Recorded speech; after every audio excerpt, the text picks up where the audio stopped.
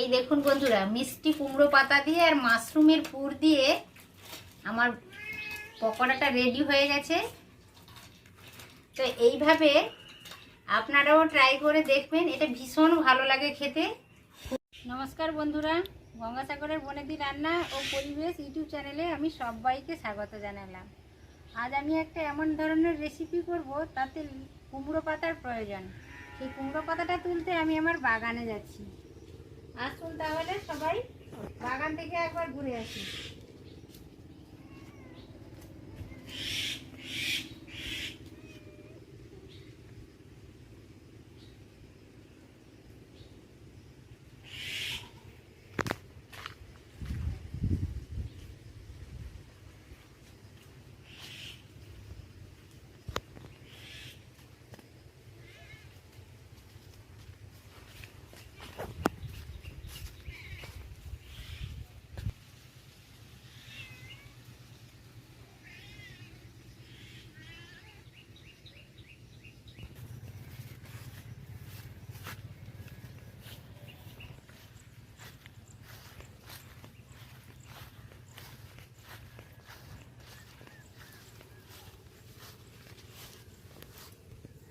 কত নরম করছি লাউ পাতা হয়েছে, কুমড়ো পাতা।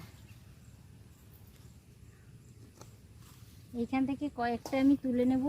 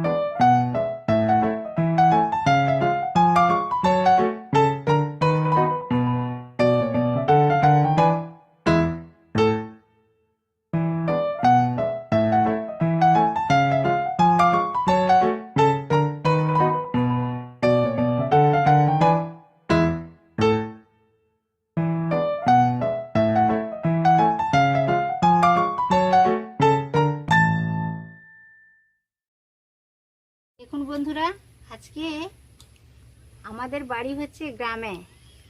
তো খড়গাদাতে এই ছাতুগুলো হয়। আমরা ছাতুই বলি, কিন্তু একে মাশরুম বলা হয়। আমরা ঘরোয়া ভাষাতে বলি ছাতু। তো যাই হোক, মাশরুম হোক আর ছাতু হোক, আমাদের খড়গাদা রয়েছে, সেই খড়গাদার পাশে কত ছাতু হয়েছিল। আজ আমি এই ছাতুগুলো তুলে এনেছি। এই মাশরুম বা ছাতু যাই বলা হোক না কেন, এটা তো ভীষণ উপকারী, এর তো প্রচুর পুষ্টিগুণ রয়েছে। আজ আমি এইটারই রেসিপি করব, আপনাদের দেখিয়ে দিলাম আস্ত অবস্থায়। তারপরে পরিষ্কার করে কেটে ধুয়ে নেব, ধুয়ে রান্নাটা করব। এইটা রান্না করার জন্য আমি এই যে দেখুন, কিছুটা 2 মুঠো ডাল আর 1 মুঠো চাল একসাথে 2 ঘন্টা আগে থেকে ভিজিয়ে রেখেছিলাম, অনেকটা ফুলে উঠেছে। এইটা আমি বেটে নেব। আমি যেই চালটা রান্না করে খাই, ভাত রান্না করে খাই, ওই চালটাই আমি নিয়েছি। আপনারা চাইলে আতপ চালও নিতে পারেন, আতপ চালে ভালো হয়। আর মসুরের ডাল 2 মুঠো, 1 মুঠো চাল নিয়েছি। আটটি কুমড়োর পাতা কিছুটা আমি আমার বাগান থেকে তুলে এনেছি। আর এই মিষ্টি কুমড়োর পাতা আর চাল ডাল ভিজিয়ে রেখেছি এটা, আর মাশরুম। এটা দারুণ টেস্টি রেসিপি করব, আপনারা আমার পাশেই থাকুন আর শুরু থেকে শেষ পর্যন্ত দেখার অনুরোধ থাকলো। মাশরুমটা কিভাবে কাটতে হয় সেইটা আমি দেখে নিচ্ছি। এখন তো বর্ষা সিজন, মাশরুম প্রচুর পাওয়া যাচ্ছে। তো মাশরুমের এই মাঝ বরাবর এইভাবে আমি কালো অংশটা তুলে ফেলে দেব, এইভাবে ফেলে দেব। তারপর একটা পরিষ্কার ন্যাকড়া নিয়েছি, এই ন্যাকড়াতে ভালো করে চেপে ওর কালো জলটা বের করে পরিষ্কার করে ধুয়ে নেব।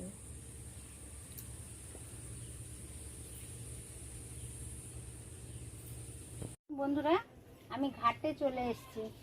লাউ পাতাগুলো তুলে এনেছি, কচি লাউ পাতাগুলো, কুমড়ো পাতাগুলো আমি ধুয়ে নেব।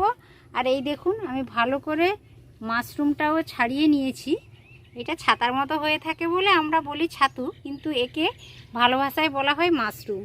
মাশরুমটা একটা পরিষ্কার ন্যাকড়াতে আমি সবটা ছাড়িয়ে নিয়েছি। এবার এটা ভালো করে ধুয়ে নেব। ধোয়ার পদ্ধতিটা, ছাড়ানোর পদ্ধতিটা দেখিয়েছি, ধোয়ার পদ্ধতিটাও আমি দেখিয়ে দিচ্ছি। আমি ঘাটে চলে এসেছি।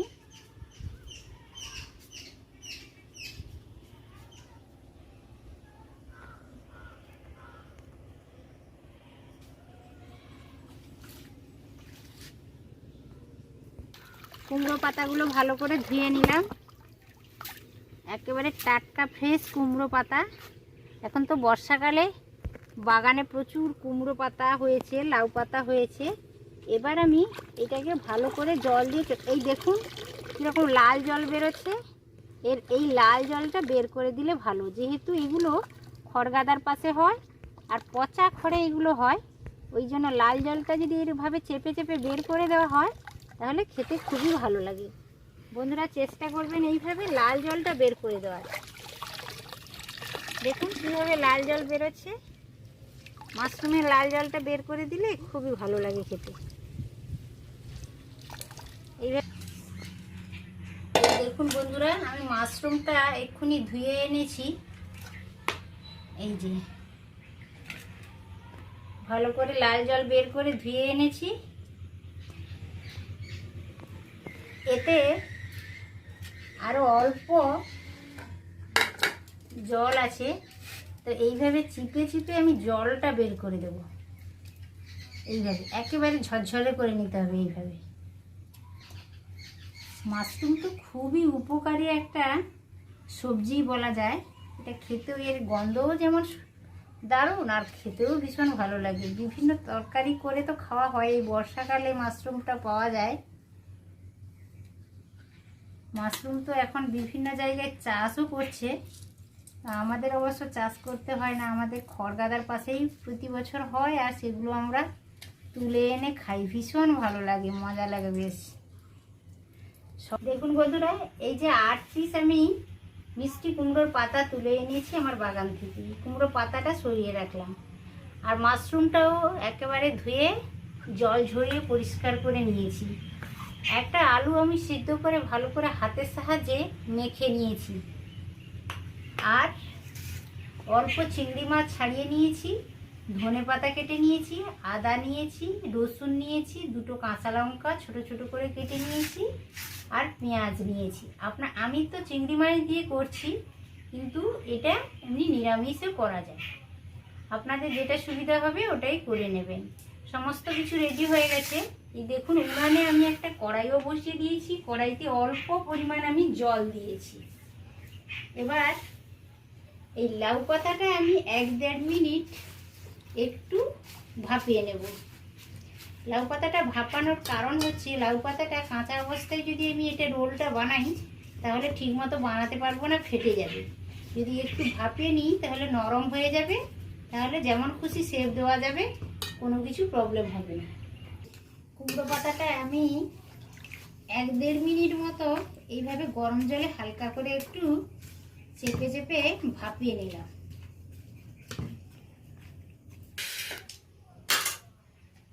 দেখুন, পাতাটা আমি ভাপিয়ে নিয়েছি হালকা করে, 1.5-2 মিনিটের মধ্যে জল গরমের মধ্যে দিয়ে ভাপিয়ে নিয়েছি। এবার আমি পুরটা তৈরি করে নেব। পুর তৈরি করার জন্য কড়াইটা বসিয়েছি, কড়াইতে 1.5 টেবিল চামচ আমি তেল দিয়ে দিয়েছি, সরষের তেল। তো এবার তেলটাও গরম হয়ে গেছে, এই পর্যায়ে আমি অল্প কালো জিরে ফোড়ন দিলাম।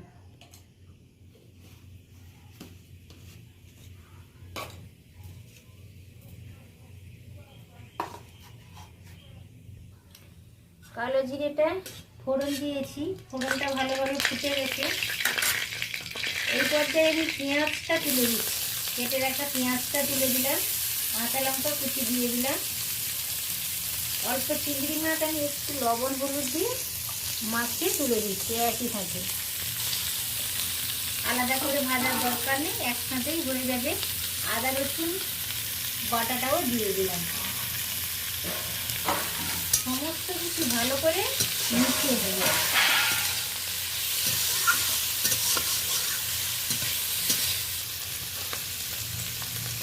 মাখানো আলুটা দিয়ে দিলাম, আমি হাতের সাহায্যে ভালো করে ম্যাশ করে রেখেছিলাম, আলুটা দিয়ে দিলাম। আর এরই সাথে মাশরুমটাও দিয়ে দিলাম। সমস্ত কিছু দেওয়া হয়ে গেছে, এটা ভালো করে মিশিয়ে নিচ্ছি। হলুদ দিয়ে দিলাম, লঙ্কা দিয়ে দিলাম। লঙ্কা আমি অল্পই দিলাম, যেহেতু কাঁচা লঙ্কা দুটো দিয়েছি, ওই জন্য লঙ্কার পরিমাণটা খুবই কম দিলাম। আপনাদের নিজেদের পছন্দ মতো ধনে গুঁড়ো দিলাম, জিরে গুঁড়ো দিলাম। লঙ্কাটা নিজেদের পছন্দ মতো দেবেন, বেশি খেতে চাইলে বেশি আর কম খেতে চাইলে কম। আমি অল্পই দিয়েছি।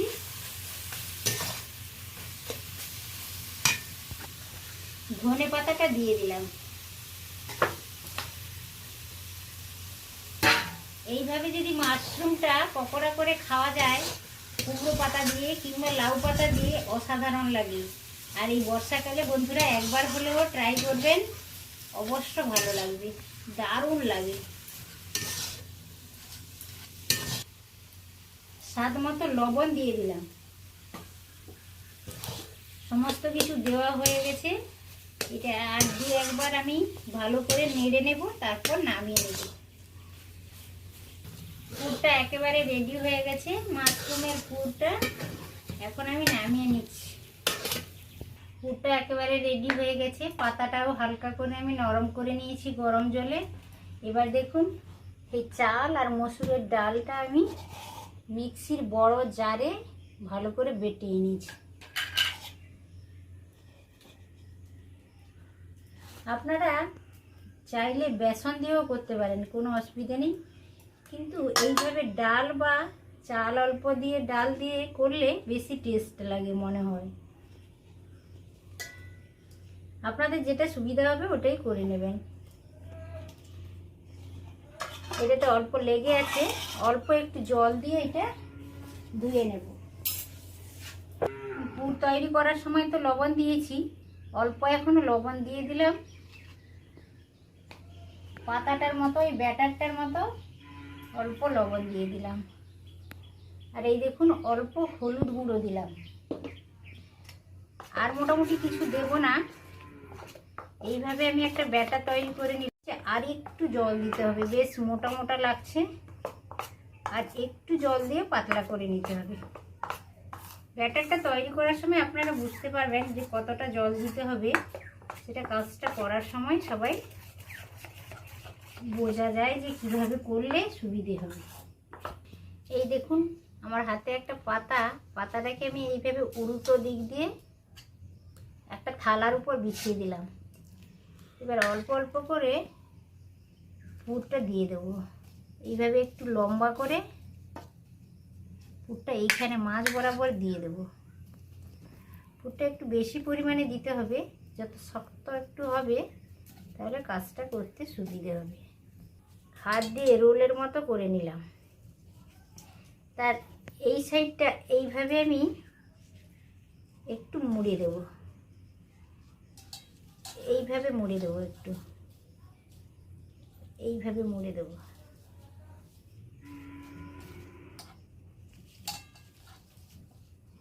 এবার এই দিকটা এইভাবে মুড়ে দেব, এবার এই দিকটা এইভাবে মুড়ে দেব। মোড়ার পরে এইভাবে একটু হাত দিয়ে চেপে এইভাবে করে নেব। এই দেখুন একটা কত সুন্দর তৈরি হয়ে গেল। এইভাবে আমি সবগুলো তৈরি করে নেব। আবারও একটা আমি দেখিয়ে দিচ্ছি আপনাদের। এইভাবে পুরটা নিয়ে নিলাম। পুর যত বেশি হবে খেতে ততটাই ভালো লাগবে, ততটাই মজা লাগবে বন্ধুরা। পুরটা একটু বেশি পরিমাণ দেবেন, তাহলে খেতে খুবই ভালো লাগবে। একটু মুড়ে নেব, তারপরে এই দিকটা এইভাবে উল্টে মুড়ে নেব। একটু চেপে চেপে করতে হবে, এটা এইভাবে করে নেব।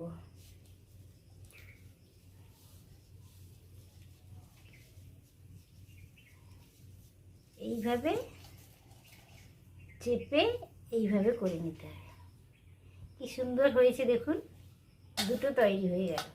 এই দেখুন আমি সমস্ত পুর দিয়ে কুমড়ো পাতাগুলো ভালোভাবে মুড়ে নিয়েছি। এবার আমি কড়াইটা বসিয়ে দিয়েছি। কড়াইতে রিফাইন অয়েল কিছুটা দিয়ে দিচ্ছি পকোড়াগুলো ভাজার জন্য। ব্যাটারে আমি আস্তে করে ডুবিয়ে দিলাম। এইভাবে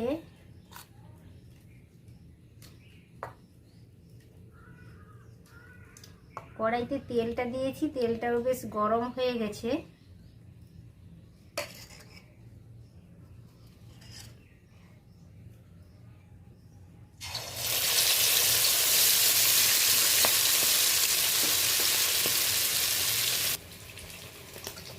এইভাবে একটা তো তুলে দিয়েছি কড়াইতে, আরও দেখুন আরও একটা তুলে দেবো। দুটো করে আমি একসাথে ভেজে নেব।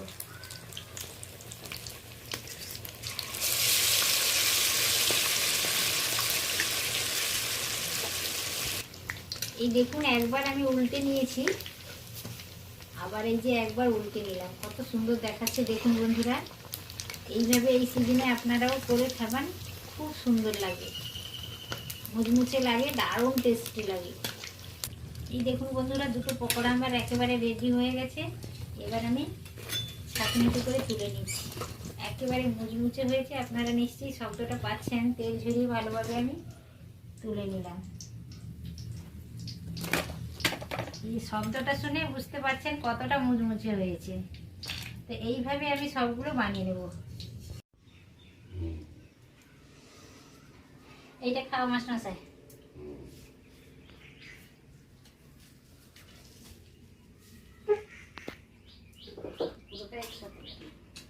খুব ভালো হয়েছে, খুব ভালো হয়েছে।